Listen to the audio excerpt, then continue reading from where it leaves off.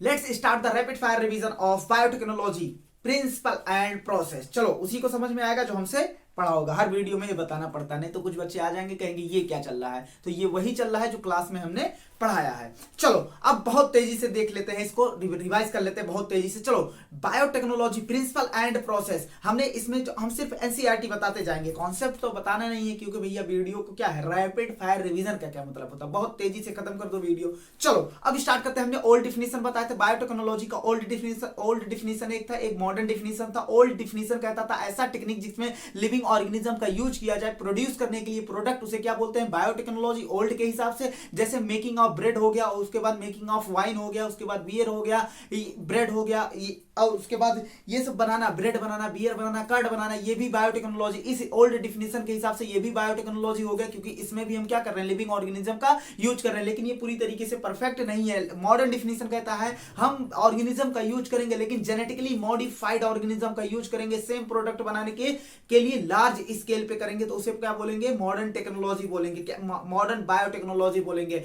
उस ये डिफिनेशन कैसा है, मॉडर्न बायोटेक्नोलॉजी। जैसे हम इंसान से, अगर इंसान के पैनक्रियाज से हम जानते हैं अगर इंसुलिन की अगर हमें जरूरत है तो क्या होगा, इंसुलिन हम डायरेक्ट एक इंसान से दूसरे इंसान में ट्रांसपोर्ट नहीं कर सकते, तो हम इंसुलिन बनाने वाला जीन पैनक्रियाज से बीटा सेल निकालेंगे, बीटा सेल से वो अपना डिजायर्ड जीन ऑफ इंटरेस्ट क्या कर लेंगे, काट लेंगे, उसके बाद उसे क्या कर लेंगे, पीसीआर करा देंगे, मतलब उसका क्या करेंगे, काट के उसके बाद पीसीआर कराएंगे, उसके बाद उसकी क्लोनिंग करा के बैक्टीरिया में किसी होस्ट ऑर्गेनिज्म में डाल के अपना उसको क्या करा लेंगे, ढेर सारे प्रोडक्ट बन जाएंगे। जब ढेर सारे प्रोडक्ट बन जाएंगे तो क्या कर लेंगे, उसको निकाल लेंगे। ये एक पूरा चैप्टर का बेस है। अब एक एक करके बात करते हैं। सबसे पहले बात करते हैं इसमें, देखो बायोटेक्नोलॉजी दो सिद्धांत पर चलता है, इसके कोर टेक्निक दो होते हैं। एक होता है देखो बायोटेक्नोलॉजी जो होता है, बायोटेक्नोलॉजी बाद में क्या किया गया, इसमें पहले क्या इंक्लूड किया गया, ये देख लो बायोटेक्नोलॉजी में क्या क्या इंक्लूड किया गया। इसमें test tube baby, in vitro fertilisation. In vitro मतलब जो अपने विट्रो मतलब होता, इन विट्रो मतलब होता है जो नेचुरल एनवायरनमेंट में ना हो, इन विवो मतलब होता है जो नेचुरल एनवायरनमेंट में हो। इन विट्रो फर्टिलाइजेशन, अगर फर्टिलाइजेशन बॉडी के फीमेल बॉडी के बाहर हो रहा तो उसे इन विट्रो फर्टिलाइजेशन बोलेंगे, जिससे क्या बनेगा, टेस्ट ट्यूब बेबी बनेगा। ये भी बायोटेक्नोलॉजी है। जीन को करेक्ट करना ये भी बायोटेक्नोलॉजी है। जीन की सिंथेसिस करना ये भी बायोटेक्नोलॉजी है। और डीएनए वैक्सीन बनाना ये भी बायोटेक्नोलॉजी में इंक्लूड किया जाता है। उसके बाद बात करते हैं दो डिफिनेशन है, एक ओल्ड डिफिनेशन, एक न्यू डिफिनेशन। अब एक ब्रांच आता है European federation of biotechnology, EFB. इसने क्या किया, बायोटेक्नोलॉजी की डिफिनेशन दिया। इसने ओल्ड और मॉडर्न को, ट्रेडिशनल मतलब ओल्ड और मॉडर्न को दोनों को मिला दिया। इन्होंने कहा भैया, इन्होंने इंटीग्रेशन ऑफ नेचुरल साइंस को इंटीग्रेट कर दिया।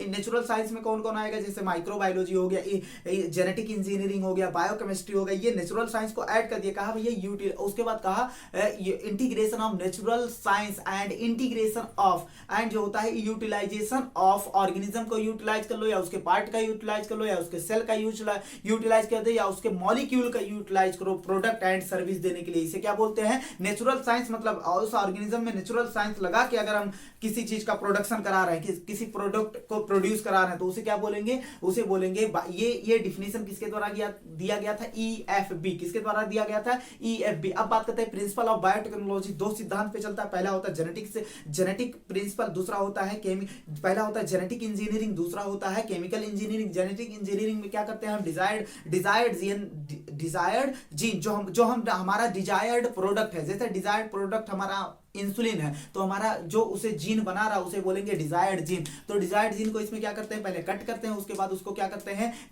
इसमें देखना, इसमें जेनेटिक इंजीनियरिंग में क्या होता है, काटा मतलब कटा पीटा किया जाता है, मतलब काटा वटा जाता है। देखना पहले क्या हुआ, जेनेटिक इंजीनियरिंग में क्या होता है, जेनेटिक इंजीनियरिंग में केमिस्ट्री ऑफ जेनेटिक मटेरियल को क्या करते हैं, चेंज करते हैं, उसके बाद उसको होस्ट ऑर्गेनिज्म में डाल देंगे। जब जेनेटिक मटेरियल हमने चेंज किया, मतलब जीनोटाइप चेंज किया, तो मतलब उस जिस ऑर्गेनिज्म में हमने डाला होस्ट ऑर्गेनिज्म का क्या होगा, फिनोटाइप चेंज हो जाएगा। अब हम डिजायर्ड जीन को क्या कर रहे हैं, एक होस्ट ऑर्गेनिज्म में हमने डाला, उसके बाद हम, ये है जेनेटिक इंजीनियरिंग। अब इसको क्या करेंगे, हम चाहेंगे कि जल्दी मान लो अगर बैक्टीरिया में हमने डाला है तो बैक्टीरिया बैक्टीरिया जल्दी जल्दी ग्रोथ करके क्या बना दे, ढेर सारा प्रोडक्ट बना। जितना ज्यादा बैक्टीरिया डिवाइड करेगा उतना ज्यादा हमारा हमारा एलियन डीएनए या डिजायर्ड जीन क्या करेगा, उतना ज्यादा ग्रो डिवाइड करेगा, उतना ज्यादा ही बनेगा, उतना ज्यादा प्रोडक्ट बनेगा। उसके बाद हम इसको क्या करते हैं, इसको अब बात करते हैं केमिकल। उसके बाद हमने बात किया था केमिकल इंजीनियरिंग। केमिकल इंजीनियरिंग मतलब क्या, जो जेनेटिक इंजीनियरिंग मान लो हम टेस्ट ट्यूब में करा रहे हैं, तो उसमें क्या करेंगे, हम चाहेंगे कि हमारा ए बैक्टीरिया अगर ग्रोथ कर रहा है तो सिर्फ ए बैक्टीरिया ग्रोथ करे,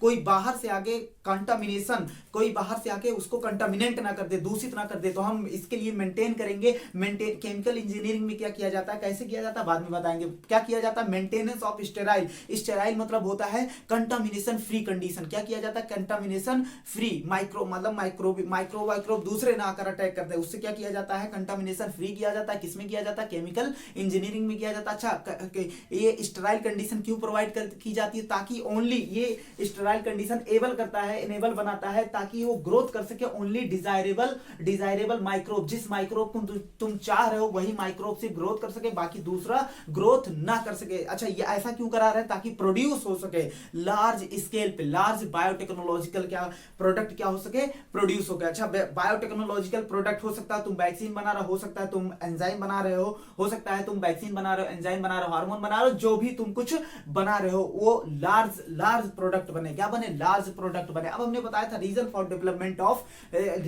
डेवलपमेंट ऑफ जेनेटिक इंजीनियरिंग। तो उससे पहले बताया था असेक्सुअल रिप्रोडक्शन दो टाइप के होते हैं, sexual reproduction, asexual reproduction. Asexual reproduction में क्या होता है, एक पेरेंट इन्वॉल्व होता है बच्चा पैदा करने में। सेक्सुअल रिप्रोडक्शन में क्या होता है, दो पेरेंट मिलकर बच्चा पैदा करते हैं। अब देखना, असेक्सुअल रिप्रोडक्शन में क्या होता है, जेनेटिक मटीरियल, इसमें क्या होगा, जेनेटिक इंफॉर्मेशन प्रिजर्व रहेगा पेरेंट और प्रोजनी के बीच में, इसमें कोई वेरिएशन नहीं, तो इसमें जेनेटिक इंजीनियरिंग नहीं लगाएंगे। उसके बाद जो होता है दूसरे वाले में क्या होता है, सेक्सुअल रिप्रोडक्शन में दो पेरेंट इन्वॉल्व होते हैं, रिकॉम्बिनेशन होता है, तो इसमें चाइल्ड डिफर करता है, किससे, पेरेंट्स से चाइल्ड डिफर करता है। क्यों, वेरिएशन की वजह से। इसमें क्या होता है, मान लो, अच्छा पहले के लोग क्या करते हैं, हाइब्रिडाइजेशन का यूज करते हैं। हाइब्रिडाइजेशन मतलब दो चीज को मिलाना, उसे हाइब्रिडाइजेशन का यूज करते थे प्लांट और एनिमल का ब्रीडिंग कराने में। पहले के लोग क्या, ट्रेडिशनली, अभी क्या किया जाता है, एक मेल एक फीमेल मिल गया और बच्चा पैदा कर दिया, ये है ट्रेडिशनल। इसमें जेनेटिक इंजीनियरिंग नहीं लगा। अगर जेनेटिक इंजीनियरिंग का डेवलपमेंट क्यों हुआ, सुनो, अगर मान लो किसी के अंदर डिजीज है, मेल के अंदर डिजीज है, फीमेल के अंदर डिजीज नहीं, हम चाहते हैं बच्चा डिजीज ना हो उसमें, तो क्या करेंगे, डिजीज ना हो तो उसमें हम मान लो दो डिजीज ना हो तो क्या करेंगे, उस डिजीज वाले जीन को क्या कर देंगे, काट देंगे। तो काटना पीटना ये किसमें होता है, जेनेटिक इंजीनियरिंग द्वारा करेंगे। अभी जेनेटिक इंजीनियरिंग बहुत कुछ है। जेनेटिक इंजीनियरिंग ऐसे नहीं काटना पीटना, सिर्फ काटना, जोड़ना, उसके बाद उसका ग्रोथ कराना, उससे जो प्रोडक्ट निकला है उसको लेना, जीन को करेक्ट करना, ये सब किसमें आता है, डीएनए वैक्सीन बनाना जेनेटिक इंजीनियरिंग में आता है। क्योंकि जेनेटिक इंजीनियरिंग क्या है, बायोटेक्नोलॉजी है। बायोटेक्नोलॉजी जो होता है, दो मेन प्रिंसिपल होता है, क्या, एक होता है क्या, जेनेटिक इंजीनियरिंग, दूसरा होता है केमिकल इंजीनियरिंग। तो पहला क्या है, पहला होता है जेनेटिक इंजीनियरिंग। तो जेनेटिक इंजीनियरिंग में क्या करते हैं, बहुत सारे, अब हमने कहा मान लो एक प्लांट है, उसमें डिजायरेबल, मान लो एक प्लांट है जो हाई यील्डिंग करता है, बट वो डिजीज ससेप्टिबल मतलब डिजीज को ग्रहण करता है। उसके बाद उसका क्रॉस कराया हमने, ऐसे प्लांट जो लो यील्डिंग है, लेकिन वो क्या करता है, डिजीज रेजिस्टेंट है। तो हमारा पहले वाले में डिजायरेबल करेक्टर क्या है, पहले वाले में हम क्या चाहते हैं, हम चाहते हैं कि ये बहुत ज्यादा हाई यील्डिंग हो, और दूसरे वाले प्लांट से हम क्या चाहते हैं कि इसका कहीं इत्तेफाक से क्या आ जाए, डिजीज रेजिस्टेंट वाला। लेकिन हम इसके बीच में क्रॉस कराएंगे तो क्या होगा, हम क्या चाहते हैं, हमारा डिजायरेबल जीन सिर्फ आए, लेकिन डिजायरेबल जीन के साथ अनडिजायरेबल जीन भी आ जाएगा। डिजायरेबल जीन क्या है, डिजायरेबल जीन मतलब हाई यील्डिंग वाला डिजायरेबल जीन है। अनडिजायरेबल इसमें क्या है, डिजीज ससेप्टिबल वाला, तो वो जीन आ जाएंगे। मतलब अगर डीएनए भाई एक मम्मी का आता है एक पापा का आता है, तो हम चाहते हैं क्या, केवल डिजायरेबल वाला है। लेकिन ऐसा नहीं होगा कि डिजायरेबल वाला सिर्फ कट कर आ जाए, क्या आ जाए, डिजायरेबल ट्रेडिशनल जो ब्रीडिंग हो रही है, जैसे एक मेल और फीमेल बच्चा पैदा कर दिए, ये है ट्रेडिशनल। सर मॉडर्न वाला क्या है, किस तरीके से पैदा करें, अरे भैया मॉडर्न वाला कहने का मतलब ये है कि कुल मिला जुला के जेनेटिक इंजीनियरिंग लगाओ। मतलब अगर अच्छा डीएनए काट के करेक्टर जो अच्छे वाले करेक्टर हैं उस जीन को काट के निकाल के इंसर्ट कर दो, इसे बोलते हैं जेनेटिक इंजीनियरिंग। तो अगर हम चाहते हैं केवल डिजायर्ड जीन आए, जो हम चाहते हैं डिजायर्ड जीन, हमारा जीन ऑफ इंटरेस्ट आए, जो हम चाहते हैं वही आए, तो उसके लिए उसको काटना पीटना करेगा। काटने पीटने में हम इसीलिए बोले थे काटना पीटना किसमें होता है, जेनेटिक इंजीनियरिंग में क्या होता है, क्या होता है, जेनेटिक इंजीनियरिंग में होता है ये सब। अब genetic engineering, technique of genetic engineering क्या होता है, तीन टेक्निक होते हैं। पहला टेक्निक होता है रिकॉम्बिनेंट डीएनए बनाएंगे। रिकॉम्बिनेंट डीएनए मतलब होता है अगर दो टाइप के डीएनए, दो अलग अलग जीनोम, दो टाइप के डीएनए हमने क्या कर दिया, जोड़ दिया जीना, उसको क्या करेंगे, बैक्टीरिया में या किसी होस्ट ऑर्गेनिज्म में क्या कर देंगे, डाल देंगे, तो वो लगातार डिवाइड करेगा। तो पहला स्टेप है रिकॉम्बिनेंट डीएनए बनाना। दूसरा जीन क्लोनिंग। क्लोनिंग मतलब होता है अपने जैसे मल्टीपल कॉपी बनाना, आइडेंटिकल रहेंगे वो सब, तो उसे बोलते हैं जीन क्लोनिंग। अब बैक्टीरिया डिवाइड करेगा। देखो भैया इसे बिल्कुल नहीं समझ में आएगा जो नहीं पढ़े होंगे, क्योंकि ये पूरा लेक्चर हमारे दिमाग में चल रहा है ना क्लास वाला, तो क्लास वाला जिसके दिमाग में लेक्चर होगा वही समझ पाएगा। तो उसके बाद पहला है रिकॉम्बिनेंट डीएनए बनाना, दूसरा क्या है जीन क्लोनिंग कराना, तीसरा क्या है, अब जीन क्लोनिंग मतलब बैक्टीरिया डिवाइड करेगा तो जीन का क्या होगा, ट्रांसफर होगा। क्या होगा, जीन का ट्रांसफर होगा। अब बात करते हैं construction of the first recombinant DNA. Recombinant DNA मतलब ऐसा डीएनए जिसमें दो अलग जीनोम हो, दो अलग सोर्स से जीन आए हो, तो उसे क्या बोलते हैं, रिकॉम्बिनेंट डीएनए बोलते हैं। अब बात करते हैं first construction of the recombinant DNA Stanley Cohen and Herbert Boyer ने बनाया था। कब बनाया था, 1972 ईस्वी में इन्होंने काम किया था। साल्मोनेला टाइफीमोरियम पे काम किया था। किस पर काम किया था, साल्मोनेला टाइफीमोरियम। इसके प्लाज्मिड से इन्होंने ऐसा जीन निकाला, इसके प्लाज्मिड को काटा, ऐसा जीन निकाला जो एंटीबायोटिक रेजिस्टेंट था। क्या था, एंटीबायोटिक रेजिस्टेंट था, मतलब तुम एंटीबायोटिक डालोगे वो जीन क्या होगा, मरेगा नहीं। तो हमने क्या किया, ये हमारा जीन ऑफ इंटरेस्ट था, इसको हमने काट के निकाला। उसके बाद उसको क्या किया, उसको दूसरे मतलब उसको क्या किया, प्लाज्मिड में सेट किया और होस्ट ऑर्गेनिज्म में डाल दिया। अब होस्ट ऑर्गेनिज्म में डालेंगे, पहले बताओ इसको एलियन डीएनए मतलब जो बाहर से डीएनए है, उसी को एलियन डीएनए को जीन ऑफ इंटरेस्ट बोल सकते हैं, उसी को डिजायर्ड जीन बोल सकते हैं, उसी को हम फॉरेन जीन बोल सकते हैं। इतनी बात एकदम क्लियर। उसको क्या करेंगे, प्लाज्मिड, बैक्टीरिया से जो प्लाज्मिड है उसको निकालेंगे, उसमें चिपका देंगे। उसके बाद अब ये रिकॉम्बिनेंट डीएनए बन गया। अच्छा, चिपकाएंगे कैसे, डीएनए लाइगेज की मदद से। अब रिकॉम्बिनेंट डीएनए को होस्ट ऑर्गेनिज्म में डाल देंगे। हम जानते हैं होस्ट ऑर्गेनिज्म मतलब ई कोलाई में भी डाल सकते हैं, क्योंकि ई कोलाई और साल्मोनेला टाइफी क्या होते हैं, क्लोजली रिलेटेड होते हैं। अब ई कोलाई में हमने मान लो डाल दिया तो क्या हो गया, अब ये होस्ट ऑर्गेनिज्म में हमने डाल दिया, ये क्या होगा, प्लाज्मिड होस्ट ऑर्गेनिज्म का डीएनए पॉलीमरेज यूज करके क्या करेगा, अपनी संख्या बढ़ाएगा। तुम प्लाज्मिड की कह रहे हो संख्या बढ़ रहा है, हम तो कह रहे हैं जीन ऑफ इंटरेस्ट की संख्या हमारा बढ़ रहा है। जीन ऑफ इंटरेस्ट मतलब एलियन डीएनए मतलब डिजायर्ड जीन की संख्या बढ़ रहा है, तो इसे डिजायर्ड जीन क्या हो रहा है, अपनी मल्टीपल कॉपी बना रहा है। जब डिजायर्ड जीन अपनी मल्टीपल कॉपी बना रहा है तो इसे क्या बोलेंगे, क्लोनिंग बोलेंगे। क्या बोलेंगे भैया, क्लोनिंग बोलेंगे। अब जेनेटिकल, अब इस ऑर्गेनिज्म को क्या बोलेंगे, इस ऑर्गेनिज्म जो ऑर्गेनिज्म आ रहे हैं लगातार डिवाइड करके, उसे बोलेंगे इसके genetic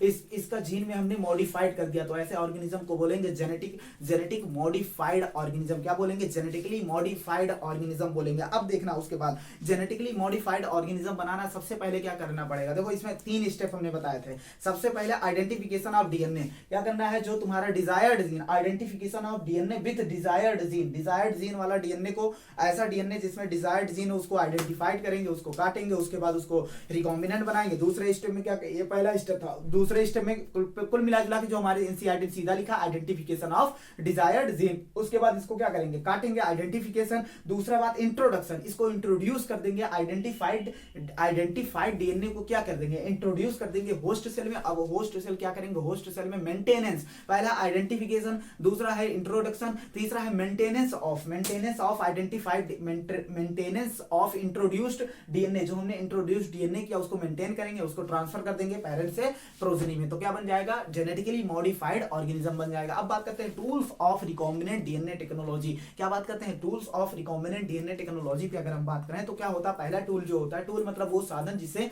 DNA recombinant DNA technology को जेनेटिक इंजीनियरिंग ही बोलते हैं, मतलब काटना पीटना लगाना है, उसके बाद ग्रोथ करा के प्रोडक्ट निकाल लेना है, यही है क्या, जेनेटिक इंजीनियरिंग या रिकॉम्बिनेंट डीएनए टेक्नोलॉजी। सबसे पहला टूल होता है इसमें एंजाइम, क्या होता है एंजाइम। दूसरा टूल होता है इसमें क्लोनिंग वेक्टर। तीसरा टूल होता है होस्ट ऑर्गेनिज्म। 3 टूल्स हमने तुम्हें बताया। कितने टूल्स होता है, 3। पहला है एंजाइम, दूसरा क्या है क्लोनिंग वेक्टर, तीसरा क्या है होस्ट ऑर्गेनिज्म। अब पहले पे बात करते हैं, पहला एंजाइम। एंजाइम जो होता है 3 टाइप, देखो एंजाइम जो होता है वो कई टाइप के हो सकते हैं। पहला रेस्ट्रिक्शन एंजाइम है, दूसरा है डीएनए पॉलीमरेज। रेस्ट्रिक्शन एंजाइम मतलब जो डीएनए के काटे उसे बोल देंगे रेस्ट्रिक्शन एंजाइम। उसके बाद जो होता है दूसरा है डीएनए पॉलीमरेज मतलब जो रेप्लिकेशन कराए, डीएनए लाइगेज। उसके बाद क्या है डीएनए लाइगेज का मतलब होता है क्या, डीएनए लाइगेज जो होता है वो क्या करता है, डीएनए को जोड़ता है। और उसके बाद लाइसिन है प्रभाव था। अब बात करते हैं पहले रेस्ट्रिक्शन एंजाइम पे बात करते हैं। किस पर बात करते हैं? रेस्ट्रिक्शन एंजाइम पे बात करते हैं। तो रेस्ट्रिक्शन एंजाइम जो होता है, सबसे पहले इसकी खोज करने वाला साइंटिस्ट जो था डब्ल्यू अर्बर, 1963 में इन्होंने क्या किया था, देखा ई कोलाई का ग्रोथ, बैक्टीरियोफेज का ग्रोथ हो रहा था। ई कोलाई बैक्टीरियोफेज इन्फेक्ट किया किसको? ई कोलाई को। इन्होंने देखा कि ई कोलाई ने 2 एंजाइम रिलीज किए जो इनहिबिट रेस्ट्रिक्ट कर दे रहा था ग्रोथ। ई कोलाई ने 2 एंजाइम रिलीज किए जो रेस्ट्रिक्ट रोक दे रहा था ग्रोथ ऑफ बैक्टीरियोफेज। बैक्टीरियोफेज की ग्रोथ को क्या कर रहा था? रोक दे रहा था विद इन बैक्टीरिया। बैक्टीरिया में बैक्टीरियोफेज वायरस ग्रोथ नहीं कर पा रहा था। वो 2 एंजाइम, पहला एंजाइम मेथाइलेज था, दूसरा एंजाइम रेस्ट्रिक्शन एंजाइम था। दूसरे एंजाइम को देखा, दूसरा एंजाइम क्या कर रहा है? एक एंजाइम क्या कर रहा है? कट कर दे रहा है। स्पेसिफिक सीक्वेंस से जाके इसका बैक्टीरियोफेज के डीएनए को क्या कर दे रहा है? कट कर दे रहा है। अब इसको बोले इसी की वजह से बैक्टीरिया अंदर ग्रोथ नहीं कर रहा, उसका ग्रोथ रेस्ट्रिक्ट हो जा रहा। ऐसा एंजाइम जो बैक्टीरियोफेज के ग्रोथ को बैक्टीरिया के अंदर रेस्ट्रिक्ट कर दे, उस एंजाइम को रेस्ट्रिक्शन एंजाइम नाम दिया। दूसरा एंजाइम क्या था? दूसरा एंजाइम मेथाइल ग्रुप ऐड कर रहा था डीएनए पे। क्या कर रहा था? मेथाइल ग्रुप ऐड कर रहा था ताकि इसका डीएनए कहीं बैक्टीरिया का डीएनए ना कट जाए। उसे बोले थे मेथाइलेज। क्या बोलेंगे? मेथाइलेज बोलेंगे। अब बात करते हैं क्या बोलेंगे भैया? मेथाइलेज बोले तो उसके बाद फर्स्ट सबसे पहली बात फर्स्ट एंजाइम जो खोजा गया था, first restriction endonucleases. Restriction enzyme 2 type के होते हैं, एक्सोन्यूक्लियेजेस, एंडोन्यूक्लियेजेस। फर्स्ट रेस्ट्रिक्शन एंडोन्यूक्लियेजेस जो था वो था हिंद सेकेंड। क्या था? हिंद सेकेंड रिकॉग्नाइज करता था specific sequence of 6 base pair के सीक्वेंस को रिकॉग्नाइज करता था। GTCGAC 5 प्राइम से 3 प्राइम की बात कर रहे हैं। 5 प्राइम से 3 प्राइम किस सीक्वेंस को? 6 बेस पेयर के सीक्वेंस को रिकॉग्नाइज करेगा। 5 प्राइम से 3 प्राइम क्या रहेगा? GTCGAC होगा। उसके बाद अगर हम बात करते हैं ये कट कर देगा स्पेसिफिक सीक्वेंस से, कट कर देगा। क्या कर देगा? कट कर देगा स्पेसिफिक सीक्वेंस पे जाकर इसी सीक्वेंस को देखो पहचानेगा। उसके बाद इसी सीक्वेंस को पहचाना, अब इस साइट को रिकॉग्नाइज करेगा, इस साइट को 6 बेस पेयर को साइट को रिकॉग्नाइज करेगा, उसे बोलेंगे रिकॉग्निशन साइट, और जाके स्पेसिफिक सीक्वेंस से क्या कर देगा? कट कर देगा। पहला रेस्ट्रिक्शन एंडोन्यूक्लियस क्या है? हिंद सेकेंड। क्या है? हिंद सेकेंड। अब बात करते हैं ऐसे ढेर सारे लगभग 900 से ज्यादा रेस्ट्रिक्शन एंजाइम खोजे जा चुके हैं। कितने बैक्टीरिया से निकाले जा चुके हैं पता है? 230 स्ट्रेन ऑफ बैक्टीरिया से कितने रेस्ट्रिक्शन एंजाइम? 900 से ज्यादा रेस्ट्रिक्शन एंजाइम निकाले जा चुके हैं। आप बात करते हैं नॉमेनक्लेचर, आखिर में इसका कैसे करेंगे? तो देखो भैया, नॉमेनक्लेचर में जो सबसे पहला वर्ड होता है, एक वर्ड में पहला लेटर जो होता है वो जीनस को रिप्रेजेंट करता है। जीनस के पहले लेटर को हम लेते हैं किसी भी ऑर्गेनिज्म को। जीनस का पहला लेटर जो होता है जीनस को रिप्रेजेंट करता है। सेकंड 2 लेटर जो होते हैं वो स्पीसीज को रिप्रेजेंट करते हैं।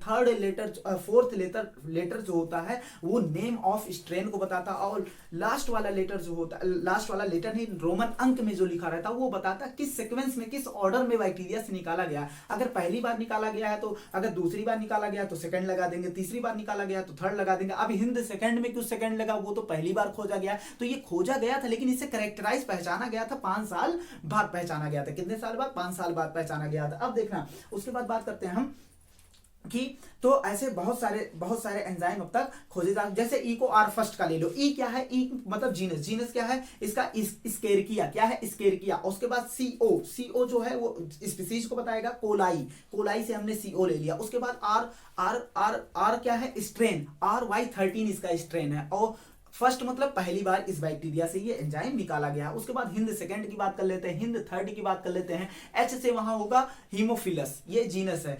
IN से होगा इन्फ्लुएंजा। डी मतलब RD उसका स्ट्रेन है। सेकंड मतलब दूसरी क्रम में निकाला गया, थर्ड मतलब थर्ड क्रम में निकाला गया। तो ऐसे बहुत सारे एंजाइम है जिनका नॉमेनक्लेचर है। क्या है? नॉमेनक्लेचर है। अब बात करते हैं नॉमेनक्लेचर की बात करते हैं। रेस्ट्रिक्शन एंजाइम हमने बताया था। रेस्ट्रिक्शन एंजाइम मतलब ऐसा एंजाइम जो किसको काट रहा हो? न्यूक्लिक एसिड को ब्रेक कर रहा है न्यूक्लिक एसिड को। तो इसको क्या बोल सकते हैं? न्यूक्लियेजेस बोल सकते हैं। न्यूक्लियेजेस मतलब जो न्यूक्लिक एसिड को काटे। अच्छा, इसका ये जो होता है लार्ज ग्रुप, न्यूक्लियेजेस जो है लार्ज क्लास है, उसके अंदर दो काइंड के होते हैं। एक होता है एक्सोन्यूक्लियेसेस, एक होता है एंडोन्यूक्लियेसेस। एक्सोन्यूक्लियेसेस न्यूक्लियेसिस जो होता है, रेस्ट्रिक्शन एक्सोन्यूक्लियेसिस जो होता है, ये डीएनए को काटता है एंड से। एंड से क्या करता है, डीएनए को काटता है, जबकि एंडोन्यूक्लियेसिस जो होता है ये एक स्पेसिफिक सीक्वेंस से काटता है। क्या करता है, एक स्पेसिफिक सीक्वेंस से डीएनए को काटता है। अब बात करते हैं एक्शन ऑफ द रेस्ट्रिक्शन एंडोन्यूक्लियेसिस, आखिर में एंडोन्यूक्लियेसिस काम कैसे करता है। तो देखो भैया, एंडोन्यूक्लियेसिस क्या होता है, पहले इंस्पेक्टिंग द, पहला स्टेप बाय स्टेप देखना।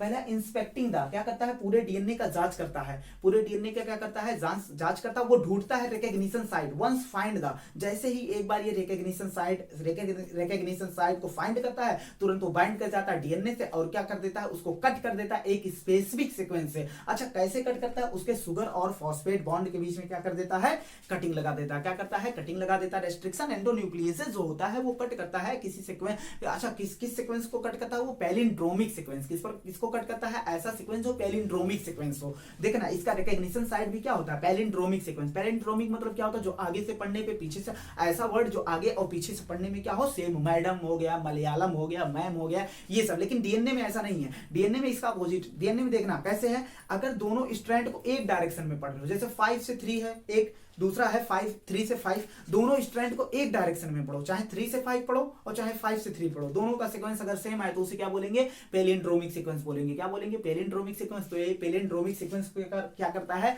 पहचानता, उसके बाद उसको क्या कर देता है, कट कर देता। उसके बाद क्या करता है, कट कर देता। अब हमारी एनसीईआरटी में एक फिगर दिया है, फिगर 11.2 दिया है, उसमें दिया है eco R first. Eco R first किसको पहचानता है, इको आर फर्स्ट पहचानता है GAATTC को पहचानता है। ये कट लगाता है किसके, G और A के बीच में क्या करता है, कट लगाता है। कट लगा के उसके बाद क्या करता है, उसके बाद इधर वेक्टर डीएनए और डिजायर्ड डीएनए अगर सेम रेस्ट्रिक्शन एंजाइम नहीं काटेगा तो फिर आपस में ये जुड़ नहीं पाएंगे। सेम रेस्ट्रिक्शन एंजाइम काटना चाहिए। वेक्टर डीएनए को जो रेस्ट्रिक्शन एंजाइम काट रहा, वही रेस्ट्रिक्शन एंजाइम किसको काटेगा, वही रेस्ट्रिक्शन एंजाइम डिजायर्ड जीन काटेगा, तभी ये दोनों आपस में क्या हो जाएंगे, फिट हो पाएंगे। ये जो ओवरहैंगिंग स्ट्रक्चर होता है इसे बोलते हैं स्टिकी एंड। क्या बोलते हैं, स्टिकी एंड। क्यों बोलते हैं, क्योंकि यहाँ हाइड्रोजन फ्री है, वो किसी से भी ये जल्दी अपने कॉम्प्लीमेंट्री से जुड़ना चाहेगा। उसके बाद दोनों आपस में क्या कर दिया जाता है, दोनों को आपस में जोड़ दिया जाता है और रिकॉम्बिनेंट डीएनए बन जाता है। अब दूसरे टूल पे बात कर लेते हैं। पहला टूल एंजाइम, दूसरा टूल क्या है, दूसरा टूल होता है क्लोनिंग वेक्टर। वेक्टर मतलब होता है किसी चीज को एक जगह से दूसरी जगह जो ले जाए, वो वाहक,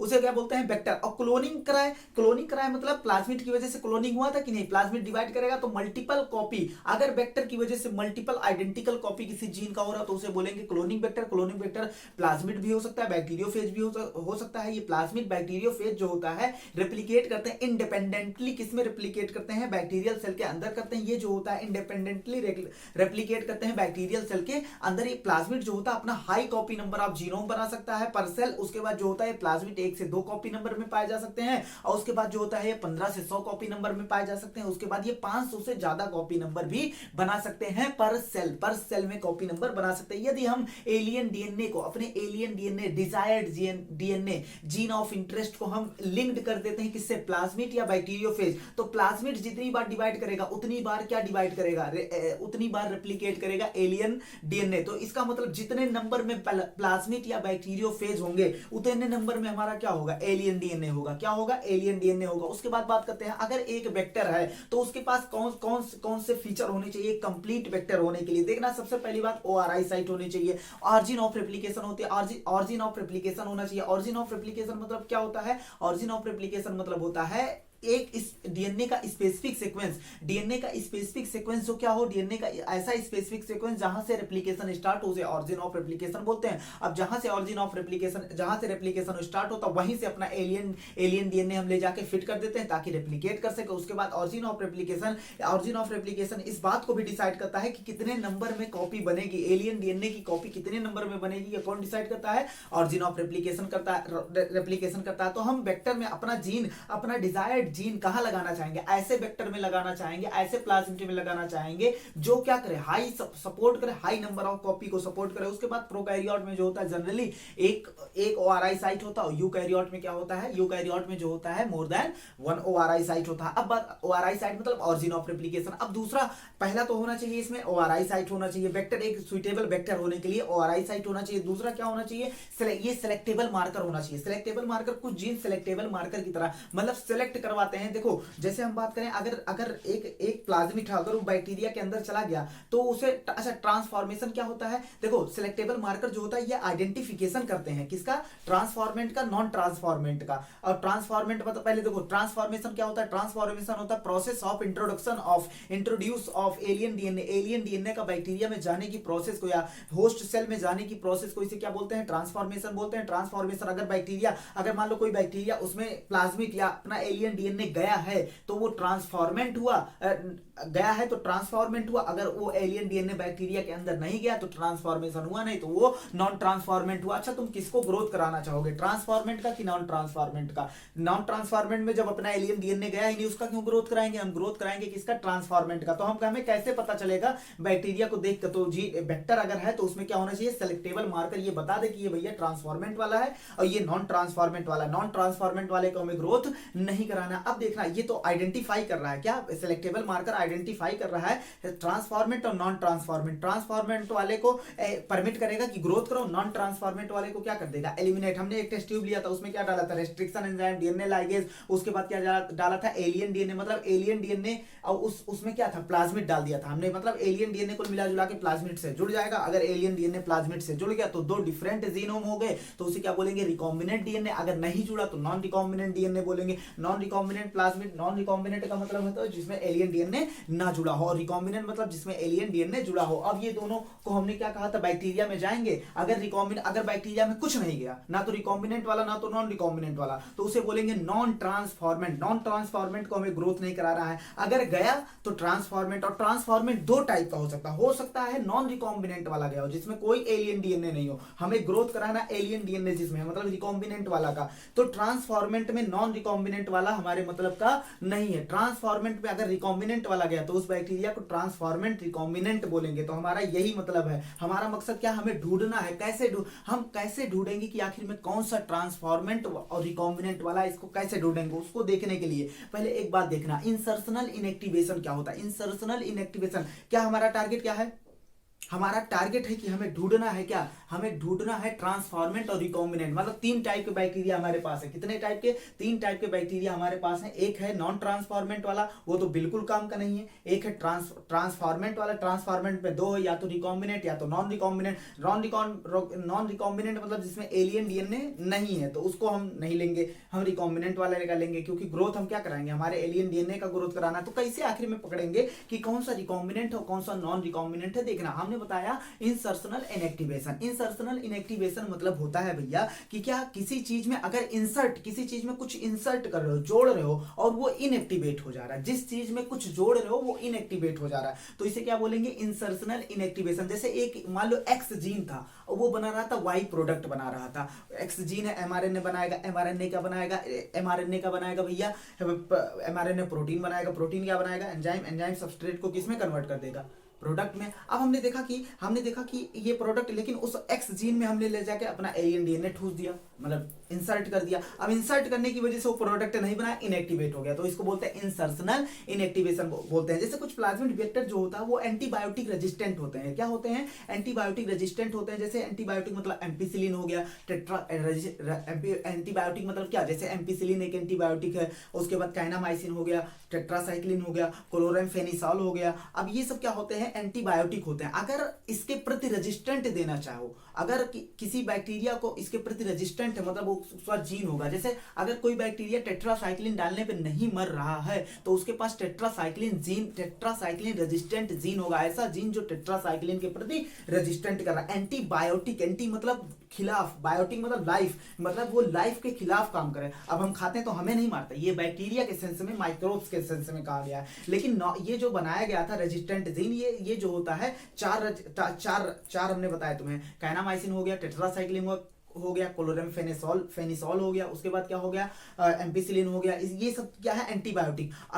अगर इसके प्रति रेजिस्टेंट प्रोवाइड कर रहा है कोई बैक्टीरिया, तो उसके पास क्या होगा, इसके प्रति रेजिस्टेंट प्रोवाइड कर रहा है तो रेजिस्टेंट जीन होगा। लेकिन नॉर्मल इकोलाई में कोई भी रेजिस्टेंट जीन नहीं होता, किसी भी एंटीबायोटिक के प्रति रेजिस्टेंट जीन नहीं होता। ये तो हमने आर्टिफिशियल वेक्टर में क्या बनाया था, आर्टिफिशियल वेक्टर बनाया था जिसमें रेजिस्टेंट टेट्रासाइक्लिन के प्रति रेजिस्टेंट, जैसे PBR322 में क्या दो जीन ऐसे थे जो रेजिस्टेंट प्रोवाइड कर रहे थे दो एंटीबायोटिक के प्रति। एक था एम्पिसिलिन रेजिस्टेंट जीन जो एम्पिसिलिन के प्रति क्या करेगा, रेजिस्टेंट प्रोवाइड करेगा। दूसरा था टेट्रासाइक्लिन रेजिस्टेंट जीन जो टेट्रासाइक्लिन के प्रति क्या करेगा, रेजिस्टेंट प्रोवाइड करेगा। लेकिन हमने देखा भैया कोई भी मतलब नॉर्मल बैक्टीरिया में कोई भी रेजिस्टेंट जीन नहीं था, कोई भी रेजिस्टेंट जीन मतलब कोई भी नॉर्मल इकोलाई में क्या हुआ था, कोई भी रेजिस्टेंट जीन नहीं था। अब देखना, अब हम क्या करेंगे, हमें चूज क्या करना है, अपने मकसद से भटकना नहीं, हमें चूज करना है क्या टारगेट। हमारा टारगेट क्या है, हमारा टारगेट है ट्रांसफॉर्मेंट और non recombinant. Transformant non recombinant नहीं, रिकॉम्बिनेंट। अब हम क्या करेंगे, PBR322 देखोगे तो उसमें दो रेजिस्टेंट जीन है, एक है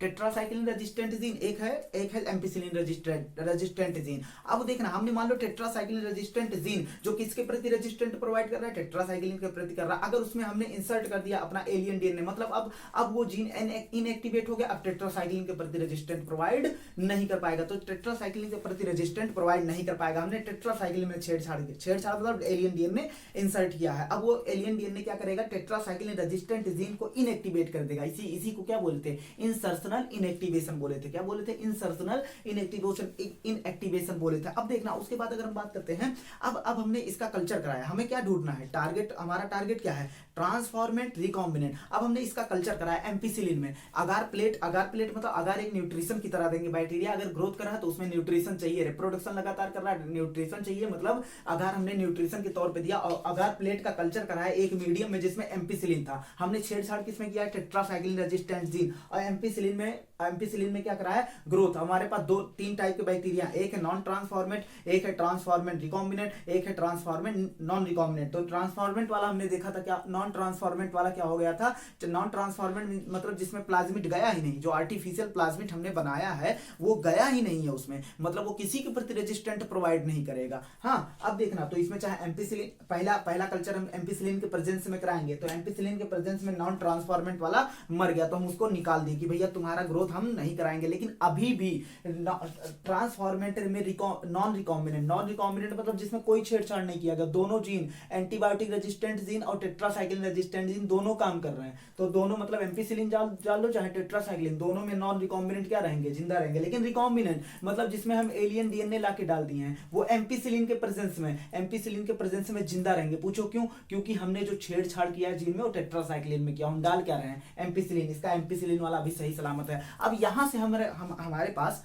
मतलब यहां से हमारे पास एक दिक्कत आ गई। दिक्कत क्या थी, हमारे पास एक दिक्कत आ गई। दिक्कत ये है, नॉन ट्रांसफॉर्मेंट वाले को तो अलग कर दिया, लेकिन ट्रांसफॉर्मेंट में रिकॉम्बिनेंट और नॉन रिकॉम्बिनेंट को अलग नहीं कर पाए। तो अब क्या करेंगे, अब इसी प्लेट को साइमल्टेनियसली क्या करेंगे, बदलेंगे, उसका कल्चर कराएंगे टेट्रासाइक्लिन के प्रेजेंस में। किसमें कराएंगे, टेट्रासाइक्लिन के प्रेजेंस में कराएंगे। अब टेट्रासाइक्लिन के प्रेजेंस में कराएंगे तो क्या होगा भैया, होगा क्या, अब बताओ। नॉन ट्रांसफॉर्मेंट वाले को पहले अलग कर चुके हैं, ट्रांसफॉर्मेंट में रिकॉम्बिनेंट और नॉन रिकॉम्बिनेंट को देखना है। तो हमने टेट्रासाइक्लिन के प्रेजेंस में देखा तो नॉन रिकॉम्बिनेंट वाला भैया जिंदा रहा, मतलब जिंदा नहीं हो गया मरने के बाद। क्यों जिंदा रहा, क्योंकि नॉन रिकॉम्बिनेंट वाले में दोनों जीन अभी सही सलामत है, मतलब नॉन रिकॉम्बिनेंट कोई छेड़छाड़ नहीं किया। लेकिन रिकॉम्बिनेंट वाले में देखा टेट्रासाइक्लिन में छेड़छाड़ किया है, और टेट्रासाइक्लिन तुम दे रहे हो, मतलब टेट्रासाइक्लिन रेजिस्टेंट जीन में छेड़छाड़ एलियन डीएनए डाल दिया है तो टेट्रासाइक्लिन के प्रति रेजिस्टेंट नहीं देगा। अब तुमने भैया टेट्रासाइक्लिन क्या कर दिया, डाल दिया तो मर गया बैक्टीरिया। अब जैसे ही डेथ हुआ हमें पता चल गया कि यही हमारा डिजायर्ड बैक्टीरिया है, मतलब इसी को हमें क्या कराना है, ग्रोथ कराना है। इसी को हमें क्या कराना है, ग्रोथ। अब इसी को निकाल लेंगे और क्या करा देंगे, ग्रोथ करा देंगे। लेकिन ये जो है इसमें बार बार प्लेटिंग चेंज करनी प्लेटिंग करना पड़ रहा, तुरंत एक प्लेट दूसरी प्लेट, ये कंबरसम प्रोसेस है, एक झिलाऊ प्रोसेस है। हमारे पास इसका अल्टरनेटिव है क्या, रिकॉम्बिनेंट और नॉन रिकॉम्बिनेंट ढूंढने का एक अल्टरनेटिव प्रोसेस ये है कि हम कलरिंग प्रोसेस, कलर करके देखने। क्यों, क्योंकि हम जानते हैं कलरिंग प्रोसेस में क्या होता है, मान लो नॉर्मली एक जीन है कोई एक्स, अब वो क्या बना रहा है, एक प्रोडक्ट बना, एक एंजाइम बना रहा है जो सबस्ट्रेट को प्रोडक्ट में कन्वर्ट कर रहा है। वो प्रोडक्ट क्या दे रहा है, कलर दे रहा है। लेकिन हमने क्या किया, ये एक्स जीन में लाके एलियन डीएनए डाल दिया। तो एक्स जीन ना तो अब जीन ना तो एंजाइम बनाएगा, ना एंजाइम सबस्ट्रेट को प्रोडक्ट में कन्वर्ट करेगा, ना प्रोडक्ट कलर देगा। तो अगर जीन नॉर्मल है, नॉन रिकॉम्बिनेंट है, तो क्या होगा, उसको कलर देगा। अगर जीन को रिकॉम्बिनेंट कर दिया, मतलब एलियन डीएनए लाके डाल दिया, दो कॉम्बिनेशन हो गया, तो रिकॉम्बिनेंट में वो कलर नहीं देगा। तो हमने क्या किया, ऐसे एक बीटा गैलेक्टोसाइडेज जीन था, क्या, बीटा गैलेक्टोसाइडेज जीन, वो क्रोमोजेनिक सब्सटेंस, क्रोमोजेनिक मतलब होता है क्रोमा मतलब कलर, जेनिक मतलब जेनेसिस करने वाला, कलर प्रोड्यूस करने वाले सबस्ट्रेट जो था वो क्या करता था, ब्लू कलर देता था। क्या, इस एंजाइम के प्रेजेंस में क्या करता था, ब्लू कलर देता था। अब हमने क्या किया, एक्स जीन जब नॉर्मल था, क्या था, मान लो कोई जीन था जो बीटा गैलेक्टोसाइडेज जीन मान लो, ये एंजाइम क्या करता था, क्रोमोजेनिक सबस्ट्रेट की प्रेजेंस में क्या देता था, ब्लू कलर देता था। अब हमने क्या किया, इस जीन में छेड़छाड़ कर दिया। अब छेड़छाड़ किया तो रिकॉम्बिनेंट जीन क्या होगा, छेड़छाड़ मतलब अपना एलियन डीएनए डाल दिया। अगर एलियन डीएनए डाला तो रिकॉम्बिनेंट डीएनए क्या होगा, रिकॉम्बिनेंट डीएनए अब कोई कलर नहीं देगा। हमने कल्चरिंग कराया बैक्टीरिया का, रिकॉम्बिनेंट और नॉन रिकॉम्बिनेंट के बीच में ढूंढना है। अब जो ब्लू कलर दे रहा था, हमने कहा इसमें छेड़छाड़ नहीं किया गया, मतलब इसमें एलियन डीएनए नहीं लगाया गया, मतलब ये रिकॉम्बिनेंट नहीं है। लेकिन जिसमें हमने छेड़छाड़ एलियन डीएनए डाल दिया, वो क्या थे, वो ब्लू कलर कॉलोनी नहीं प्रोड्यूस, उनकी कॉलोनी ब्लू कलर नहीं थी, तो हमने इसको निकाल लिया। यहां से हमें क्या आसानी से पता क्या चल गया कि भैया तुम क्या हो, तुम ही हमारे डिजायर्ड बैक्टीरिया हो, तुम्ही को हमें क्या कराना है, ग्रोथ कराना है, तुम्ही को हमें क्या कराना है, ग्रोथ कराना है। तो ऐसे यहां से क्या हमें आसानी से ट्रांसफॉर्मेंट वाला मिल गया, ट्रांसफॉर्मेंट रिकॉम्बिनेंट वाला मिल गया। अब बात करते हैं थोड़ी पीवीआर 322। पी मतलब होता है प्लाज्मिड, बी मतलब होता है बोलीवर, आर मतलब रोड्रिगेज। 322 क्या होता है, मतलब 322 मतलब कई सारे प्लाज्मिड थे, कई सारे plasmid vector, artificial vector Bolivar और रोड्रिगेज ने बनाया था। पी फॉर प्लाज्मिड, और इसको 322 क्यों नाम दिया गया, देखो 324 327 ऐसे बहुत सारे प्लाज्मिड थे। तो सभी दूसरे प्लाज्मिड से अलग करने के लिए इस प्लाज्मिड को नाम क्या दिया, इस प्लाज्मिड को नाम 322, बस दूसरे प्लाज्मिड से अलग करने के लिए नाम दिया था। अब देखना इसमें क्या होता है, ऑरिजिन ऑफ रेप्लिकेशन होता है भाई, हर एक वेक्टर में होना चाहिए। इसमें जो होता है अब आरओपी होता है, रेप्रेसर ऑफ प्रोटीन। ये कोड आरओपी जो होता है जीन, वो कोडेड होता है किसके, प्रोटीन के लिए, ऐसा प्रोटीन जो इन्वॉल्व होता है रेप्लिकेशन में। अब बात करना उसके बाद हम बताया क्लोनिंग साइट इसमें होना चाहिए, बहुत सारे क्लोनिंग साइट होते हैं। अब हमने बताया इसमें जो होता है क्या होना चाहिए, सेलेक्टेबल मार्कर होना चाहिए। सेलेक्टेबल क्या होना चाहिए, मार्कर होना चाहिए। इसमें सेलेक्टेबल मार्कर होता है, बिल्कुल होता है भाई। देखो सेलेक्टेबल मार्कर क्या होता है, दो जीन होते हैं सेलेक्टेबल मार्कर की तरह काम कर सकते हैं। टेट्रासाइक्लिन रेजिस्टेंट जीन होता है, उसके बाद एम्पिसिलिन रेजिस्टेंट जीन होता है, उसके बाद इसमें क्लोनिंग साइट होता है। क्लोनिंग साइट देखना है, अब बस इंपॉर्टेंट यहाँ पर ये देखना है कि ये देखना है PVU फर्स्ट, PST फर्स्ट, ये पाया जाता है एम्पिसिलिन रेजिस्टेंट जीन पे। उसके बाद पाया जाता है ECOR फर्स्ट, उसके बाद Hind ECOR first, क्लैफ CLA first, और क्या हिंद थर्ड पाया जाता। उसके बाद पाया जाता है, उसके बाद अब इतना याद रखना है कि BMH फर्स्ट, उसके बाद SAL फर्स्ट, वो पाया जाता है कहाँ, वो पाया जाता है टेट्रासाइक्लिन रेजिस्टेंट जीन पे। उसके बाद जो होता है ROP पे क्या पाया जाता है, PVU सेकंड। अब क्वेश्चन ऐसे पूछेगा कि BMH फर्स्ट पे हमने एलियन डीएनए लगा दिया, या SAL फर्स्ट पे हमने एलियन डीएनए लगा दिया। कुल मिला जुला के तुमने टेट्रासाइक्लिन को इनएक्टिवेट कर दिया,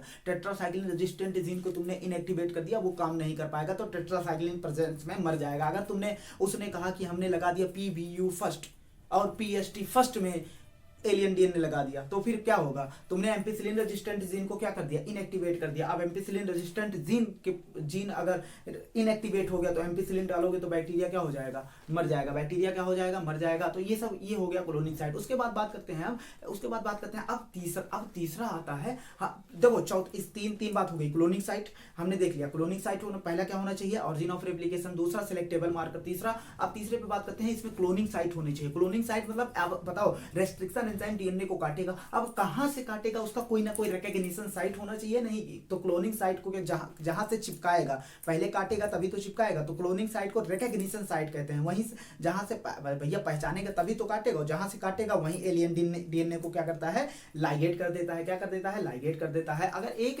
देखो प्रिफर किया जाता है कि एक रिकॉग्निशन साइट वो होता है, क्लोनिंग साइट वो होता है जहां पर रेस्ट्रिक्शन एंजाइम काम करता है, बात खत्म। अब ये क्लोनिंग साइट जो होता है एक भी हो सकता है और मोर देन वन हो सकता है। अगर एक हुआ तो अच्छी बात है, एक हुआ तो अच्छी बात है। क्यों अच्छी बात है? एक हुआ तो एक ही फ्रेगमेंट में टूटेगा, सेम एंजाइम के लिए एक हुआ तो क्या है, एक ही फ्रेगमेंट में टूटेगा। अगर मोर देन वन हुआ तो अच्छा प्रीफर क्या करोगे? एक। अगर मोर देन वन हुआ तो वेक्टर को कई सारे टुकड़ों में तोड़ देगा, तो जीन क्लोनिंग क्या हो जाएगा? कॉम्प्लिकेट हो जाएगा। जीन क्लोनिंग क्या हो जाएगा भैया? कॉम्प्लिकेट हो जाएगा। अब बात करते हैं, तो ये हो गया क्लोनिंग साइट। क्लोनिंग साइट समझ में आया ना? अब चौथे पे अब बात करते हैं उसके बाद। चौथा हमारा है वेक्टर। चौथा हमारा है vector for cloning gene in plant and animal. Vector की मदद से हम क्लोनिंग कर दें, क्लोन कर दें जीन को, जीन की क्लोनिंग करा रहे हैं प्लांट एंड एनिमल। जैसे देखना अब जो होता है ये transfer of gene by transfer of gene into plant. Plant में जो ट्रांसफर ऑफ जीन हम बैक्टीरिया द्वारा कर सकते हैं, वो हमारा एग्जांपल एनसीईआरटी ने दिया एग्रोबैक्टीरियम। और एनिमल में ट्रांसफर कर सकते हैं किसके द्वारा? रेट्रोवायरस द्वारा। अब देखना कैसे कर सकते हैं। देखो एग्रोबैक्टीरियम जो होता है वो उसमें पाया जाता है, उसका मेन डीएनए हमें मतलब नहीं है। TI plasmid, tumour inducing plasmid पाया जाता है। उसके ट्यूमर इंड्यूसिंग प्लाज्मिड में जो होता है एक टी डीएनए पाया जाता है। टी डीएनए को क्या करता है? टी डीएनए ट्रांसफर, बैक्टीरिया चिपकता है प्लांट से, उसके बाद अपना टी डीएनए क्या होता है, उसके प्लांट, नॉर्मल प्लांट के सेल में क्या, नॉर्मल प्लांट के सेल के डीएनए में क्या करता है? इंसर्ट कर देता है। वो डीएनए कहता है भैया प्लांट का सेल जल्दी जल्दी डिवाइड करो, और नॉर्मल प्लांट सेल को ये क्या कर देता है? टी डीएनए ट्यूमर में कन्वर्ट कर देता है। मतलब लगातार डिवाइड करेगा तो क्या बन जाएगा? ट्यूमर, गांठ बन जाएगा, उसको बोलेंगे क्राउन गॉल। अब ये होगा ट्यूमर सेल सिक्रीट करेगा एंजाइम, कुछ मतलब केमिकल सिक्रीट करेगा जो रिक्वायर्ड होगा उस पैथोजन के लिए, मतलब बैक्टीरिया के लिए रिक्वायर्ड होगा। अब देखना उसके बाद है सिमिलरली ऐसे रेट्रोवायरस है। रेट्रोवायरस क्या होता है? रेट्रोवायरस का जेनेटिक मटेरियल होता है आरएनए। अब RNA genetic material animal cell का होता है, एनिमल सेल का होता है डीएनए। तो डीएनए आरएनए में कोई मैच नहीं है, तो पहले ये सेल में जाने के बाद पहले ये आरएनए को डीएनए में कन्वर्ट करता है। अच्छा जब डीएनए आरएनए में कन्वर्ट होता है तो उसे बोलते हैं ट्रांसक्रिप्शन। लेकिन जब आरएनए ही डीएनए में उल्टा हो गया तो रिवर्स ट्रांसक्रिप्शन द्वारा होता है। अब इसके बाद ये जाता है पूरे से अपना डीएनए किसमें इंसर्ट कर देता है? ह्यूमन सेल के, मतलब एनिमल सेल के डीएनए में। अब वो लगातार एनिमल सेल को डिवाइड कराता है और नॉर्मल सेल को किसमें कर देता है? कैंसरस सेल में। तो हम यही बैठ के देख रहे थे, हमने क्यों ना कहा ये सेल डिवाइड कर रहे हैं तो ले जाकर अपना एलियन डीएनए मतलब निकाल ले, एलियन डीएनए फिट कर दें। तो हम गए तो क्या किया हमने इस पैथोजेनिक एग्रोबैक्टीरियम एंड रेट्रोवायरस को पहले डिसआर्म्ड किया, डिसआर्म्ड या नॉन वायरुलेंट, मतलब जो डिजीज ना करा सके। उसके बाद इसको क्या कर दिया? इसका यूज कर लिया क्लोनिंग वेक्टर में। हमने क्या किया? टी डीएनए के साथ अपना क्या लगा दिया? टी डीएनए के साथ अपना एलियन डीएनए लगा दिया। अब टी डीएनए जाएगा प्लांट में, लगातार उसका प्लांट का क्या कराएगा? डिवीजन कराएगा, सेल डिवीजन। तो लगातार पहले सेल डिवीजन हो रहा है, लगातार सेल डिवीजन हो रहा है, मतलब डीएनए डिवीजन हो, डीएनए लगातार बन रहा है। और डीएनए तुम देख रहे हो, मतलब टी डीएनए बनेगा, टी डीएनए देख रहे हो, कह रहे एलियन डीएनए भी बनेगा क्योंकि हमने एलियन डीएनए अपना लगा दिया। सिमिलरली ऐसे रेट्रोवायरस में होगा, क्या होगा? सिमिलरली ऐसे क्या होगा? रेट्रोवायरस में होगा। रेट्रोवायरस में भी यही से होगा, हम ले जाके अपना एलियन डीएनए लगा देंगे, उसके बाद ये लगातार क्या करेंगे? ग्रोथ करेंगे और हमारा एलियन डीएनए बनता रहेगा। अब बात करते हैं, देखो भाई, अब बात करते हैं कंपिटेंट होस्ट। किस पर बात करते हैं? Competent host. तीसरा टूल है कंपिटेंट होस्ट। कंपिटेंट होस्ट मतलब किस लिए कंपिटेंट मतलब सक्षम, किस लिए? फॉर ट्रांसफॉर्मेशन, ताकि हम रिकॉम्बिनेंट डीएनए को उसमें ट्रांसफर कर सकें, क्या कर सकें? ट्रांसफर कर सकें। अब देखना इसमें बात करते हैं, हम जानते हैं डीएनए जो होता है हाइड्रोफिलिक मॉलिक्यूल होता है, ये बाइलिपिड लेयर को क्या हो सकता है? सेल मेम्ब्रेन के बाइलिपिड लेयर को क्रॉस नहीं कर सकता है। तो उसको क्या करेंगे? अब बैक्टीरिया को हम पहले एनेबल कंपिटेंट बनाएंगे कि भैया तुम लो हमारे रिकॉम्बिनेंट डीएनए को लो। ये प्रोसेस कैसे होगा? बैक्टीरिया को ट्रीट कराएंगे स्पेसिफिक डाइवैलेंट से, specific concentration of divalent calcium ion से क्या कराएंगे? ट्रीट कराएंगे। हम जानते हैं बैक्टीरिया के चारों तरफ सेल वॉल पाया जाता है, सेल वॉल में पोर पाया जाता है, और ये कैल्शियम पॉजिटिव है और निगेटिव डीएनए होता है। तो डीएनए क्या होगा? डीएनए को खींच लेगा, सेल वॉल के अंदर कर लेगा, लेकिन अभी भी प्लाज्मा मेम्ब्रेन है तो उसको ट्रीट कराते हैं क्या? लगातार उसको आइस पे रखते हैं, फिर हीट कराते हैं। हीट कितना डिग्री सेल्सियस? 42 डिग्री सेल्सियस, फिर आइस, फिर हीट। तो इस बैक्टीरिया को सक्षम बना देते हैं ताकि वो डीएनए को अंदर ले ले। दूसरा ये जो होता है बैक्टीरिया के लिए। अगर एनिमल की बात करें तो इसमें माइक्रो इंजेक्शन होता है। माइक्रो इंजेक्शन मतलब होता है डायरेक्ट हम माइक्रो इंजेक्शन द्वारा डायरेक्ट इंट्रोड्यूस कर देते हैं, किसको? डायरेक्ट इंट्रोड्यूस कर देते हैं रिकॉम्बिनेंट डीएनए को न्यूक्लियस ऑफ एनिमल सेल में क्या करते हैं? इंट्रोड्यूस कर देते हैं। अब इसमें जो होता है माइक्रो नीडल या माइक्रोपाइपेट का यूज होता है होल्डिंग करने के लिए सेल को। अब देखना उसके बाद होता है बायोलिस्टिक या जीन गन होता है। बायोलिस्टिक में क्या होता है? हम क्या करते हैं? एक पार्टिकल छोटा सा बनाते हैं गोल्ड या टंगस्टन का, उसके चारों तरफ अपना रिकॉम्बिनेंट डीएनए को कोटेट करते हैं। कोटेट करने के बाद क्या होता है? कोट करते हैं, मतलब चढ़ाते हैं। उसके बाद क्या उसको बम्बार्ड कर देते हैं। क्या कर देते हैं? बम्बार्ड कर देते हैं, बम्बारी कर देते हैं हाई वेलोसिटी के साथ, किसमें? होस्ट सेल में। अब रिकॉम्बिनेंट डीएनए हमारा पहुंच गया। अब बात करते हैं process of DNA recombinant DNA technology. सबसे पहले बहुत सारे स्टेप इसमें होते हैं, देखना सबसे पहला स्टेप इसमें होता है, पहला स्टेप आइसोलेशन ऑफ डीएनए। हम सेल से क्या करेंगे, डीएनए को निकालेंगे, उसका फ्रेगमेंट करेंगे, रेस्ट्रिक्शन एंजाइम द्वारा उसका क्या करेंगे, फ्रेगमेंट करेंगे, और उसमें से अपना डिजायर्ड जीन को डिजायर्ड जीन को क्या करेंगे, निकालेंगे। अच्छा, ये तीसरा स्टेप जो है उसमें प्रोसेस जो होता है जेल इलेक्ट्रोफोरेसिस होता है। उसके बाद चौथा स्टेप डिजायर्ड जीन एक निकलेगा, लेकिन हमें उससे पहले मल्टीपल कॉपी पीसीआर द्वारा बनाएंगे, कहीं एक है बेकार हो गया तो पीसीआर, चौथा है पीसीआर। उसके बाद क्या करेंगे, हम डिजायर्ड जीन अगर हमें मिल गया तो उसे लाइगेट कर देंगे वेक्टर में, और रिकॉम्बिनेंट डीएनए बन गया। रिकॉम्बिनेंट डीएनए को क्या होस्ट में डाल देंगे, होस्ट सेल में डाल देंगे, होस्ट सेल को क्या करेंगे, लगातार ग्रोथ करा देंगे, कल्चर करा देंगे, और कल्चर कराएंगे तो प्रोडक्ट बनेगा, उस प्रोडक्ट को निकाल लेंगे भैया। अब उस प्रोडक्ट को निकाल लिए तो हमारा यहीं पर खत्म हो गया क्या, बायोटेक्नोलॉजी। प्रोडक्ट मिल गया मतलब मकसद खत्म हो गया। लेकिन नहीं, अभी एक एक करके बात करते हैं। पहले बात करते हैं आइसोलेशन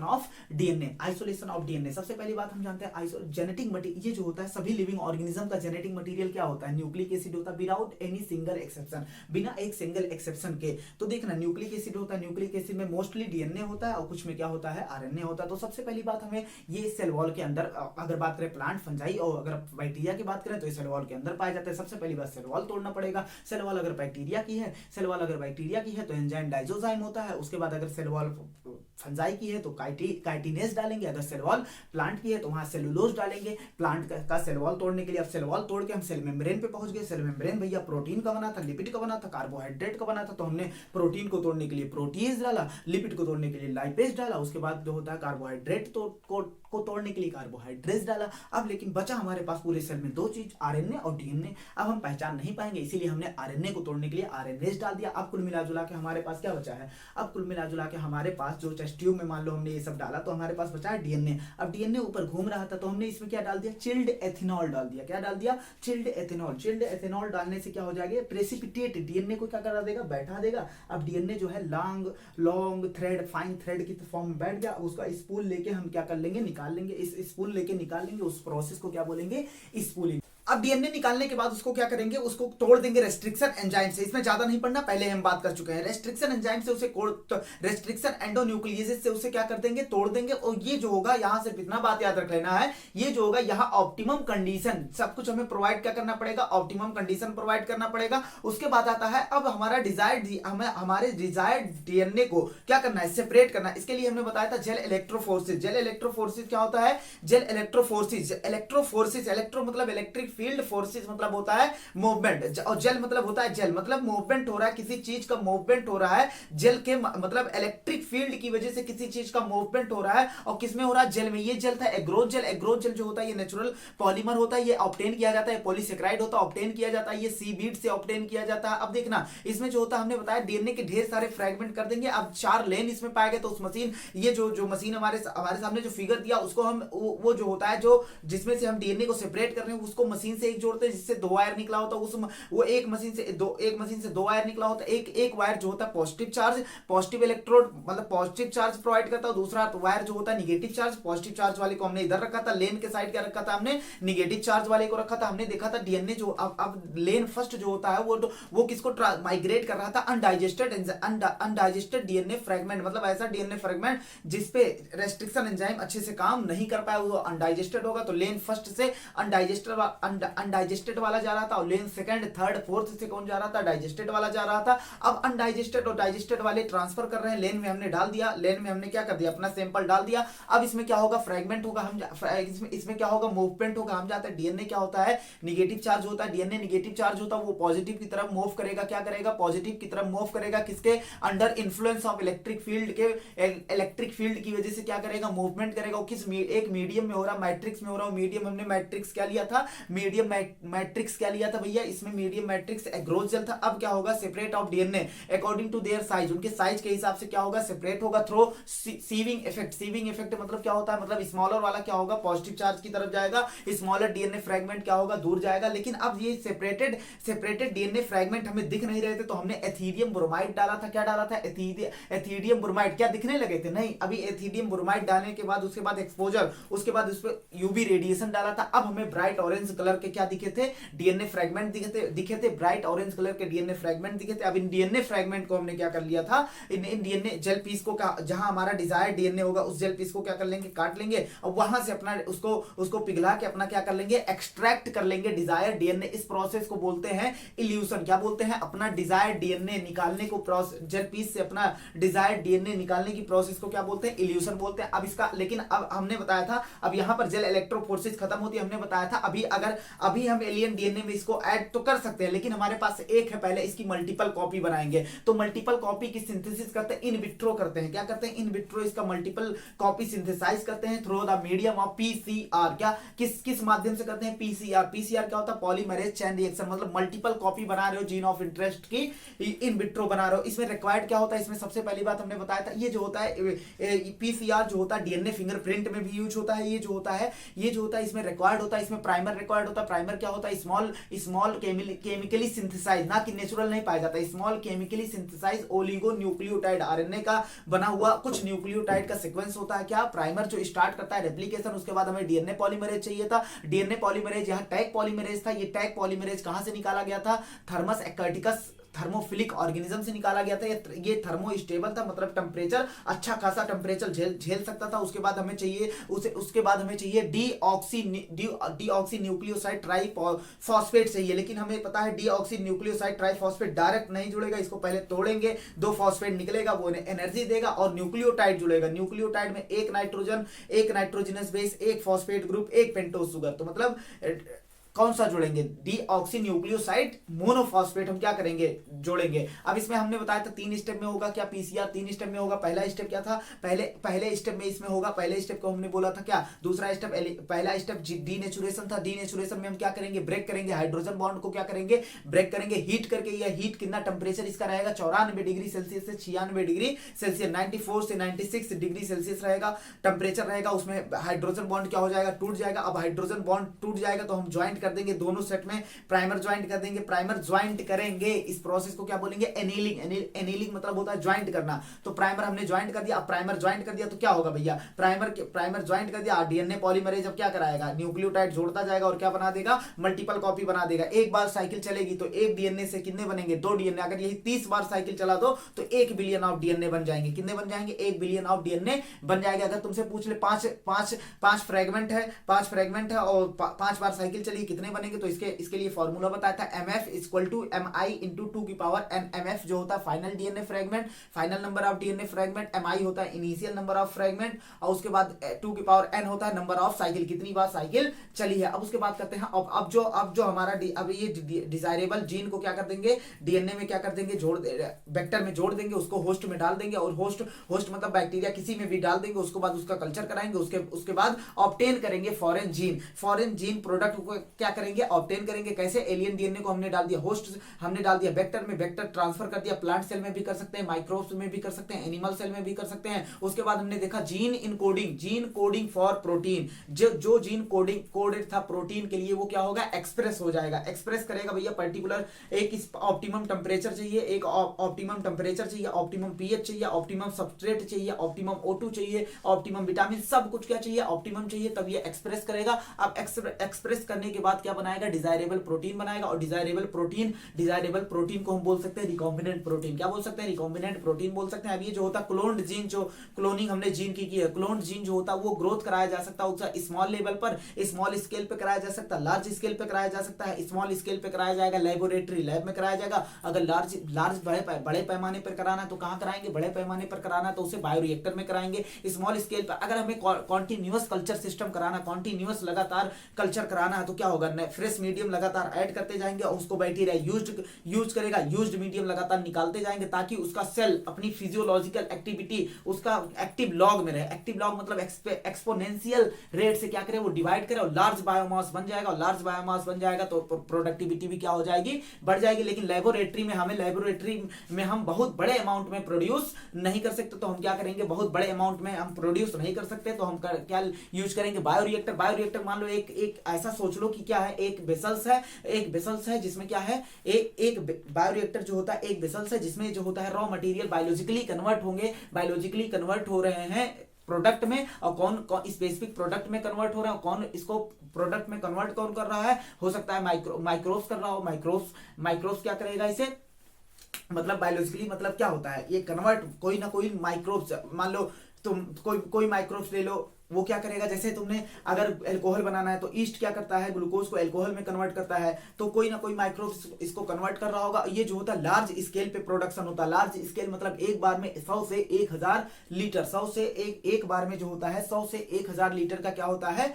प्रोडक्शन होता है। 100 से 1000 लीटर का प्रोडक्शन होता है। बायोरिएक्टर जो होता है बहुत सारे टाइप के होते हैं, लेकिन सबसे मेन टाइप जो हमने पढ़ा था स्टीरर टाइप का होता है। स्टीरर टाइप में भी दो टाइप पढ़ा था हमने, सिंपल स्टीरर टाइप पढ़ा था, उसके बाद स्पार्ज स्टीरर साइड पढ़ा था। सिंपल स्टीरर साइड में हमने बताया था इधर एसिड बेस कंट्रोलर साइड था, उसके नीचे टेम्परेचर कंट्रोलर साइड होगा, ऊपर से हम न्यूट्रिशन डालेंगे, नीचे से हम प्रोडक्ट को क्या करेंगे निकालेंगे, इधर से हम स्ट्राइल एयर डालेंगे, इधर से हम बगल से हम क्या करेंगे स्ट्रीम एयर डालेंगे ताकि स्टेरिलाइजेशन मेंटेन रहे। स्टेरिलाइजेशन क्या कहने का मतलब है, ताकि कोई बैक्टीरिया अंदर ना आ पाए, वो स्ट्रीम एयर उसको क्या कर देगा, मार देगा। और यहाँ कल्चरल उसमें क्या भरा था, बायोरिएक्टर कंटेंट को क्या बोलेंगे, रिएक्टर कंटेंट जो भी बायोरिएक्टर के अंदर पाया जा रहा है उसे कल्चरल ब्रॉथ बोले थे, कल्चरल सॉल्यूशन बोले थे। अब हमने कहा था कि ये जो होता है ये सिंपल स्टीरर टैंक जो होते हैं वो क्या होते हैं, सिलेंड्रिकल होते हैं और नीचे से कर्व होते हैं। कर्व क्यों होते हैं, ताकि मिक्सिंग आसानी से हो सके और पूरे बायोरिएक्टर में मतलब मान लो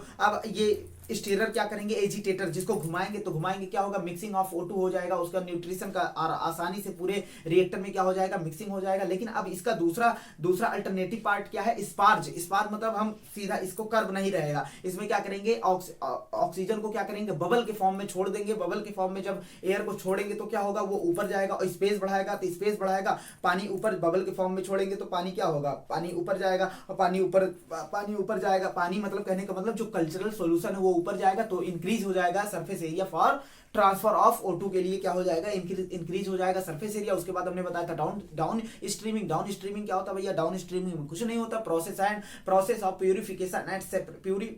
of separation and purification of product को सेपरेट करना, प्यूरिफाइड करना, इसे क्या बोलते हैं, डाउन स्ट्रीमिंग बोलते हैं। डाउन स्ट्रीमिंग ऐसे तुरंत मतलब उसके बाद सेपरेट और प्यूरिफाइड करने के बाद तुरंत उसका क्लिनिकल ट्रायल कराया जाता है। क्लिनिकल ट्रायल के बाद उसके बाद मार्केटिंग और पैकेजिंग और मार्केटिंग कर दिया जाता है। तो यहाँ ये चैप्टर समाप्त होता है।